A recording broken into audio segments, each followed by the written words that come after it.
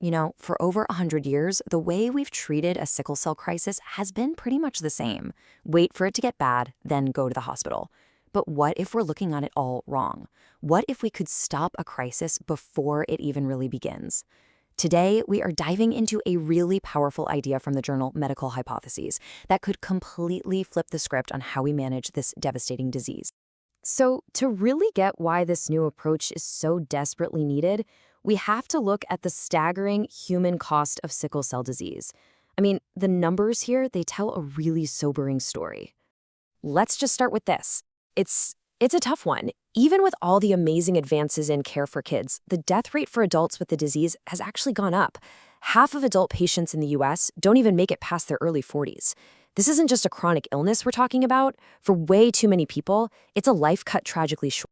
And the economic burden, it's just immense. We're talking over $800 million every single year just for hospital bills in the United States. And on top of that, another $1.5 billion in lost productivity.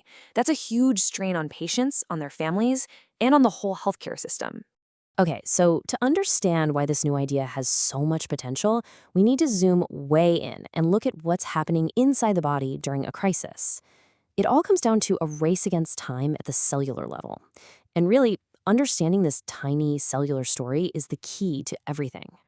So, in the early moments of a crisis, when oxygen levels start to dip, red blood cells begin to change into that classic sickle shape. But, and this is the most important part, at this stage, they're what scientists call reversible sickle cells. If you can get oxygen to them fast enough, they can literally pop right back into their normal, healthy, flexible shape. The damage isn't permanent, yet. But if you don't get that oxygen, if that low oxygen state keeps going, the cell membrane itself gets damaged. The cell becomes permanently stiff and stuck in that sickle shape. This is an irreversible sickle cell, an ISC. And now, even if you flood the body with oxygen, it's too late for these guys. They can't go back. These are the problem cells, the ones that cause the log jams in blood vessels, the agonizing pain, and the organ damage that defines a full-blown crisis. So, you see, it all boils down to this cellular crossroads. It's a fork in the road. On one side, you have these reversible cells that can be saved.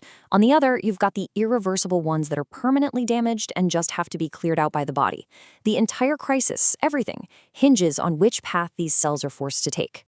And this whole idea, this race against the clock happening inside the body, is the foundation for a really powerful new hypothesis from a researcher named Dr. Sota Omoigui.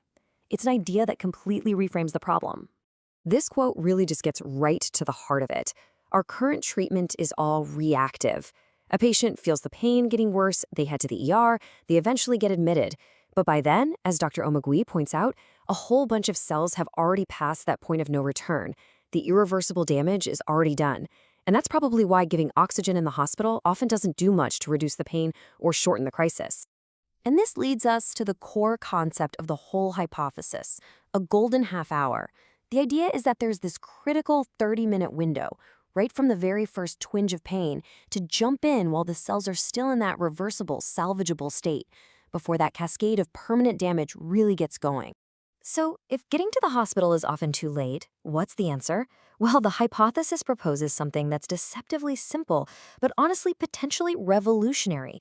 It's about bringing the treatment to the patient, right in their own home. And this diagram just lays out the whole idea perfectly. Look at the typical path. Some trigger, maybe you get dehydrated, or maybe you're just breathing a little more shallowly while you sleep.